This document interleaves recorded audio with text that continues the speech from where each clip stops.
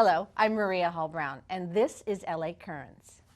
The Los Angeles District Attorney's Office is the largest local district attorney's office in the United States, and today we are joined by the district attorney. So nice to have you Hello, here. Maria. How are you? I'm doing well. How about yourself? Good, thank you. Good. What do you consider to be the responsibilities that are part of your job as being the district attorney here in Los Angeles?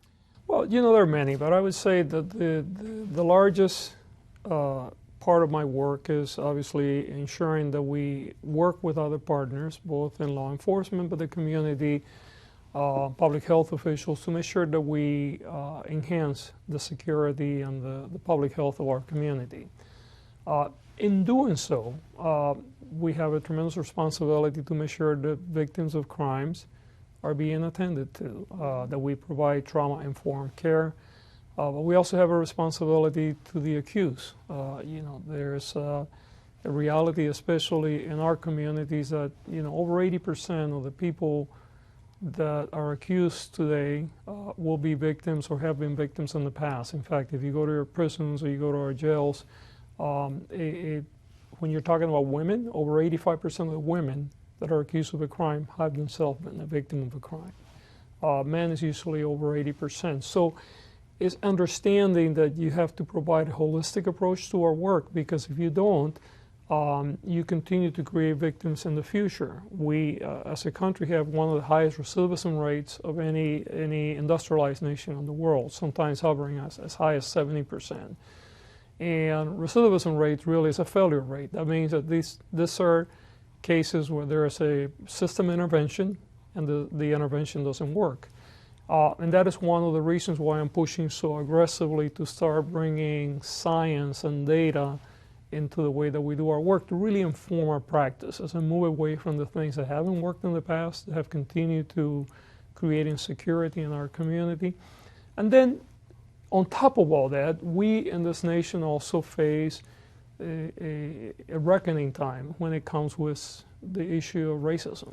The reality is that public institutions and the criminal legal system is very much part of that, has seen over and over the evidence of racism, systemic racism in our practices, on our work, and it is impossible for us as a democracy to continue to do business as we always have and not address this issue that has increasingly become more apparent. And by the way, when I say increasingly become more apparent, it's been here.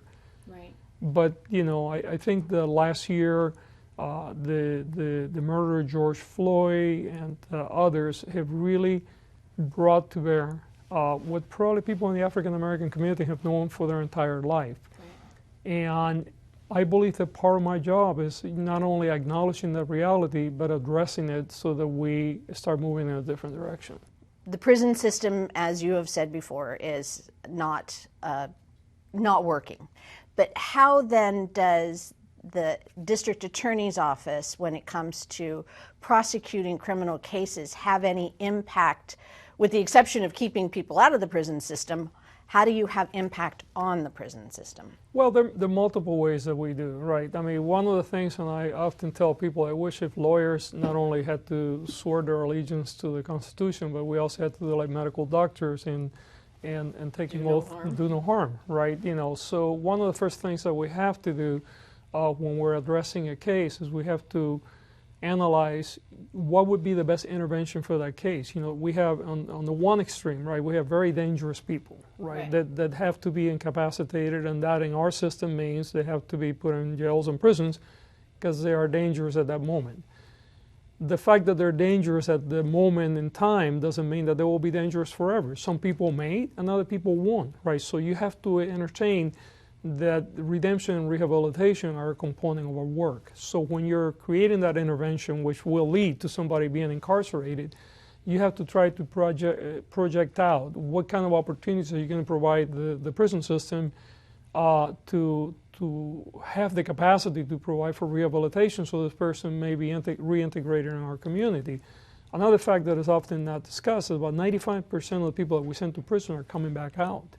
But if we're overstacking people in our prison system, then we take away the capacity from our correctional system to be able to provide the rehabilitative opportunities that a good system should have. So part of the work is addressing that. The other part is on the other end of the spectrum, right? So we go from the very dangerous to the people that are not dangerous, right?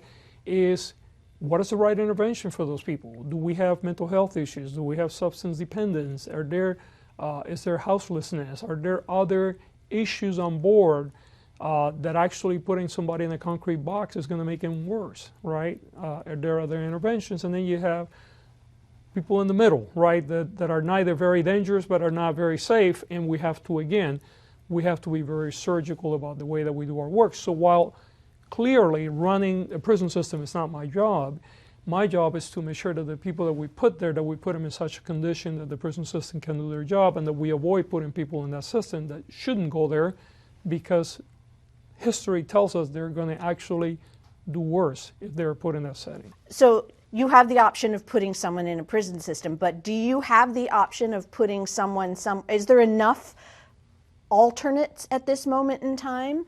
Are there enough options for your lawyers to make these choices, or offer the choices to a judge to make these decisions to put them somewhere else? You know, interestingly enough, in our county, we're fortunate enough that that is increasingly the case, right?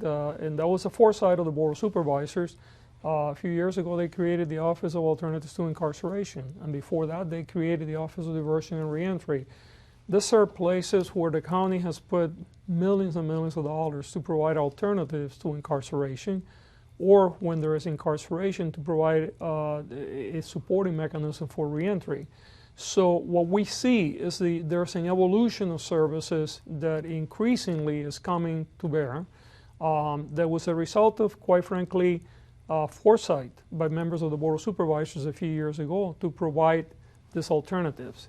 So part of our work is to recognize that we are beginning to see the fruits of that labor, and that we need to continue to be a partner there to make sure that those resources that are being put out there, that are being put to use. So for instance, the Office of Alternatives to Incarceration, in partnership with us and law enforcement and others, has now identified 10 sites, 10 police facilities around the county, not only in the city of LA, but other cities, where they have now deployed a social worker that works for a contracted organization, and they're different around the county. And the work is, when the police makes an arrest for a nonviolent, non-serious offense, once they do their initial assessment of the case and they determine that this person is not dangerous, they turn it over to this individual, the social worker, that immediately does an assessment, need assessments, and does a seamless transition of this person to the services that are necessary. So rather than putting that person in jail, and this is 24/7, because we recognize that police work is 24/7. There's always someone there that, once the police determines that this person is not dangerous, rather than throwing them in county jail for a low-level offense, that they're going to be there maybe for 24, 48 hours. They get released, they go back to the same area where they were bothering people and continue to do the same thing. They're now being turned over to that. Well, that is a new resource that, you know, is becoming available to us. We're now working, for instance, on the violence side.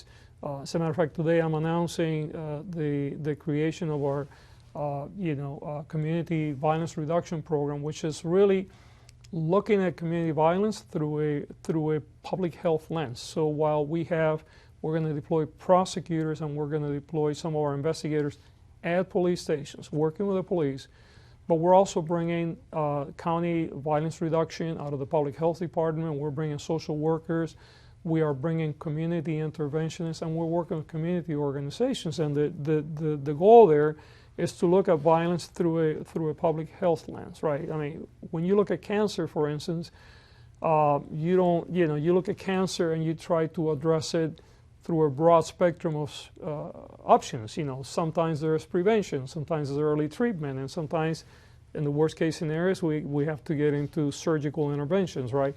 Well, violence is no different, right? So what we're beginning to do is, okay, where are the kids or the individual that they're likely to be engaging in the next violent act, and how can we intervene? First of all, how do we identify them? How do we intervene? How do we bring all these other partners to bear? Mm-hmm. Understanding is sometimes a bad act is going to occur.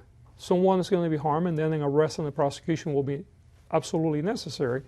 But recognizing that we cannot arrest or prosecute ourselves out of these problems, and any time that we can intervene and prevent violence from occurring in the first place, we're actually creating a better community for all of us. Okay, so obviously this requires an enormous amount of partnerships because the DA's office definitely has its lane that it stays in.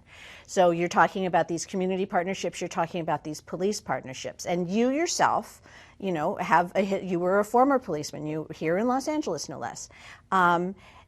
So how do you feel about working with the police, and do you consider yourself an ally to the police? Because I know that sometimes it feels as if there's a bit of a conflict there somewhat. Yeah, well, look, I mean, as the prosecutor, you should not be an ally of the police. You are a partner, and there's a difference between alliances and partnerships.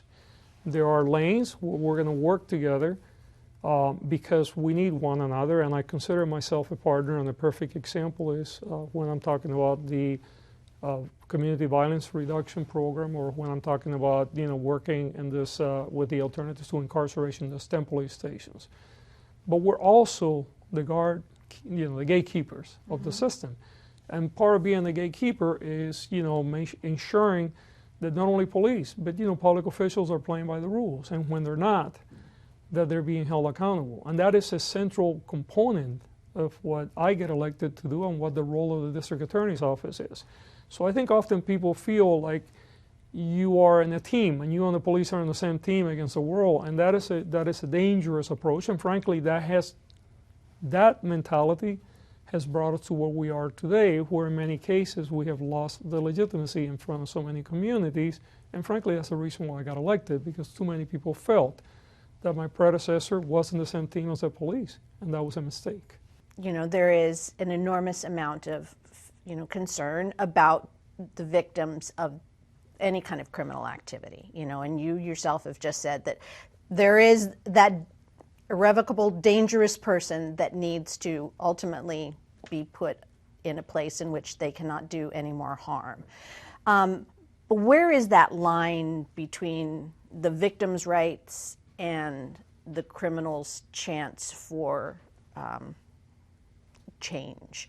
I mean, because, you know, that's if you're a victim of a crime, whether it's a small crime, you know, a petty theft, or whether it's a large crime, it's a terrifying experience. And, you know, anyone who's a mom knows that a child is raised with actions and consequences. So where's that line with the DA's office? Well, I mean, first of all, as I mentioned earlier, one of our primary responsibilities is to ensure that we provide the right level of intervention to support the victims of crimes. And not only the victim that is in front of us, but our job is also to make sure that we, where we can, that we through our actions, do not create future victims. Part of that intervention is really understanding that trauma-informed care, especially when you're dealing with violence, is critical to the success and recovery of a victim. There is tons of data and studies over and over again that will tell you that simple retribution doesn't make a person whole. In fact, there are polls that have been conducted both nationally and here in LA County that were, you know, about 60% of the victims in LA County in the poll that was conducted a few months ago said that when they were asked what were the failures of the district attorney's office in dealing with their case, that actually they felt that they were not provided with trauma-informed care. They also, about 60% said that they believe in rehabilitation and redemption. Now, conversely, there were about 40% that believe in punishment, right? As a public policy implementer and creator, because that's part of my job, I have to make sure that public policy is based on good practices, right? Because if you see when the prosecutor files a case, we don't file the case on the name of the person that was victimized. We file the case in the name of the people of the state. Mm-hmm. And the implication on that is that we are supposed to be looking not only for the welfare of this person as an individual, but just as importantly, we're looking at the welfare of all of us, right? Mm-hmm. And if we're doing things that are creating more problems for the rest of us in the future by the intervention that we're providing here to satisfy perhaps the desire for revenge, we're not doing our jobs, right? So it is providing the right intervention. That's one of the reasons, for instance, why I created the Victims Advisory Group, right, which is composed of men and women themselves have been victims of very serious crimes. In fact, we have one of our members have had 3 members of her family murdered, two by street violence and 1 by police violence. I have a personal question. And this person, right, they're the people that are advising us as to what failed for them and what would they like to see, and that's what we're trying to do. Along those lines, have you known someone personally, or have you and any member of your family or someone close to you been a victim of any kind of egregious crime? I mean, do you understand the perspective of a victim in any way? I've had close members of my family have been the victims of violence, and I have myself have been a victim of theft and auto theft and car break-ins. So listen, this is not about not understanding what a victim goes through. Right. This is about trying to become a student of the trade, much like I expect my doctors to do, or my dentist, or anybody else that I go to, and then try to apply knowledge and, you know, the increments of gaining additional knowledge. Look, and hopefully that will never be the case, but if I had cancer, and I've had members of my family that have experienced cancer, and I walk into an oncologist's office, and he or she tells me that don't worry about it. You know, I'm doing business exactly the same way that I did when I treated your mom in 1985, and this is actually the case. I would probably turn around and run the hell away from there, right? Because that oncologist in 1985 was very good in 1985, but if he continues to practice today the way that he did in 1985, he's actually engaged in medical malpractice. So along those lines, if we're going to take that analogy and take a little further, you know, continuing education, since you have been in the office, there is the perception of what you thought the office is, and then there's the reality of what the office is, and then there is the ability to learn and adapt. Are you open to that as you, I mean, I'll give you a minor example. The special circumstances was wiped off the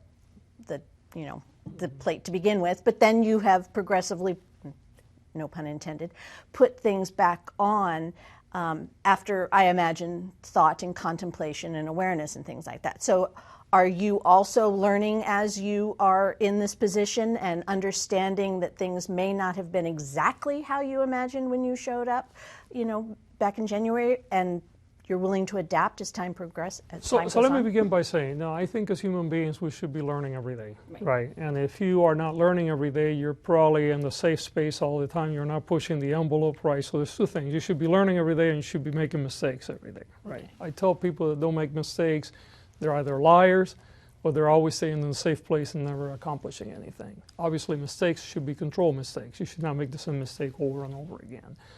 Concerning enhancements, and that's what you were referring to in that special circumstances, I don't believe that enhancements work, and I know that this is supported, again, by many studies that have shown that just it doesn't have a deterrence impact, it doesn't create any more safety, but there was a community concern that during these times where we have seen increases in hate crimes, they're removing hate crime enhancements and enhancements to protect other vulnerable victims was sending the wrong message.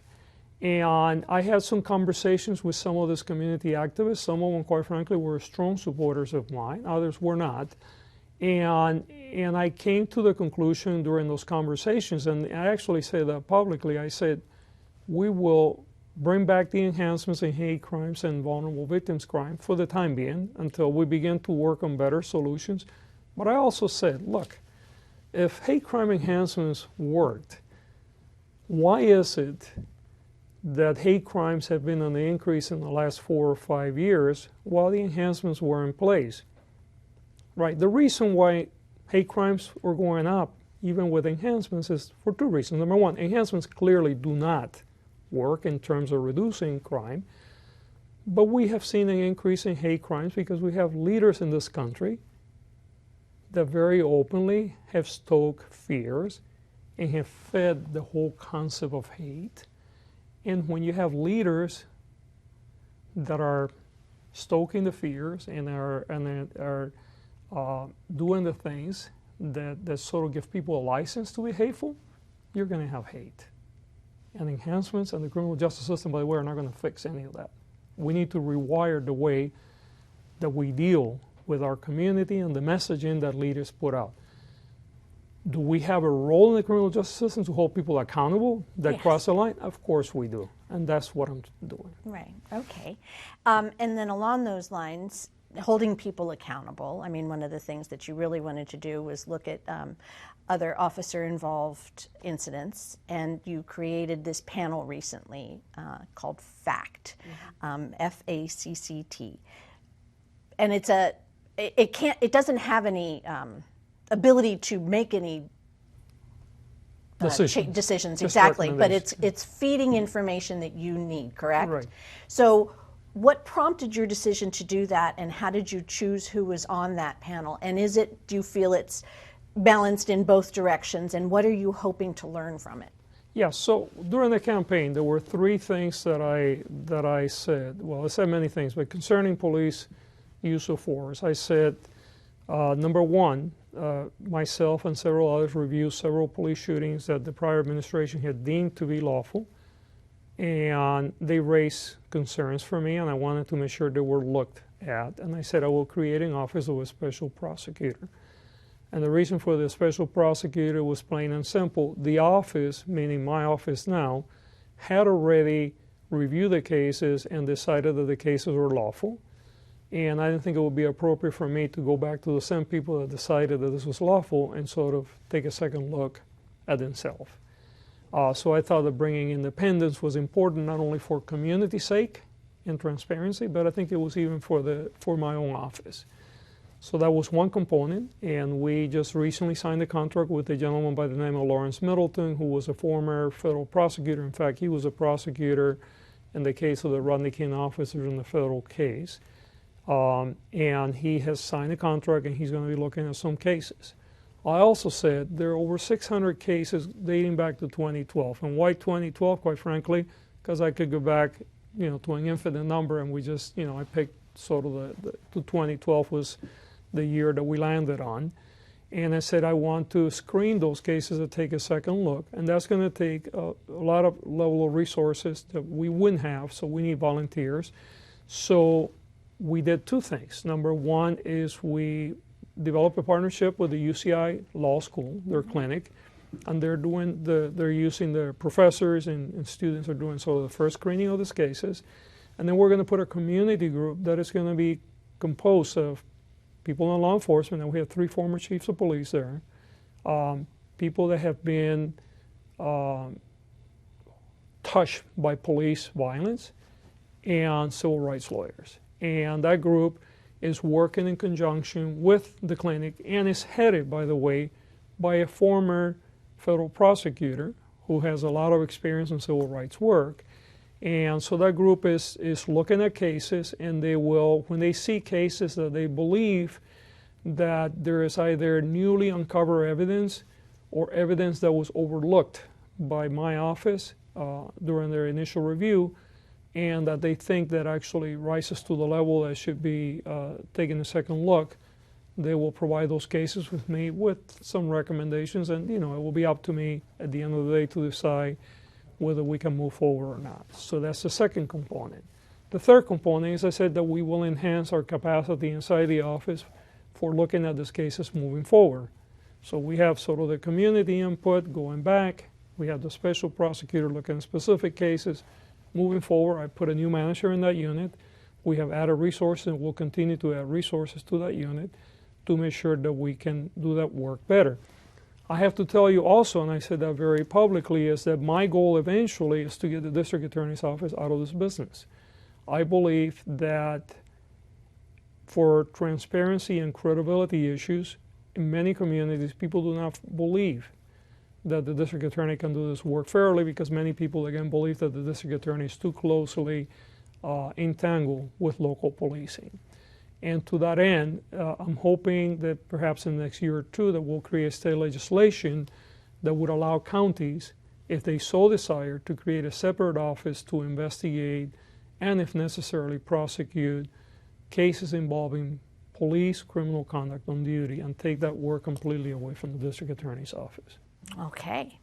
Well, since we don't have enough time left, and I wish we did, I am going to ask you the impossible question. All of your dreams have come true. It is magically turned into, George Gascon's vision of what the DA's office is. Obviously, you just mentioned very specifically that there's a separate office looking at police issues. But what do you hope and dream that your intent will create? How do you see this playing out if you can do without any pushback in any way, shape, or form? What would this look like? How will this help the prison system? How will this help criminal activity? How will this help victims of crime? How will all of this help everybody? Well, look, first of all, this is not about me, right? I often tell people that this is really about a movement in this country to shift the way that our criminal legal system delivers services to the communities that we serve. My ideal world is a world where you have healthy communities that are, well, there's always going to be some crime, okay? But healthy communities where people can enjoy public places, where the impact of race in how the system looks at you is removed to the extent that we can, understanding that certain level of bias is always even implicit in all of us. It is a place where the relationships between police and every community, not just some communities, is one of trust, where people view the police and they view the prosecutors as part of the community. It is one where we work in a transparent way so the communities have not only a say, but have an important and central part in the decision-making process. And by the way, that's good governance, right? That's not just for prosecutors. That's whether it's city council or public health or board of supervisors. Good governance in a democracy requires that people, and I say people with capital letters, it's not just some people in one community or those that are fortunate to have more resources. People everywhere in a community have a say-so, and they feel that the system is working for them in an unbiased and just manner. How will we be able to measure that? Well, you measure that in many ways. You measure that, first of all, by security and safety in our community. You measure that by ensuring that people can enjoy open public places without the fear of being harmed. You measure that when you see people actually interacting, and again, I said every community, because there are communities where people interact very well with local police, but there are many communities where that doesn't occur today. So seeing that kind of interaction in a way that is open and fair, you see that by looking at our prisons and our jail systems, and number one, not being overcrowded, but number two, not seeing the racial disparities that we see today. Okay. Well, it's been really fascinating talking to you. I do wish we had a lot more time. I felt like we had time to begin with, but now it doesn't feel like we had any time at all because I have like 16,000 more questions to ask. So then you just have to come back. Absolutely. All my pleasure. Right. Well, thank you so much. Okay, Maria. Thank you. Okay. And that's a wrap on this LA Current.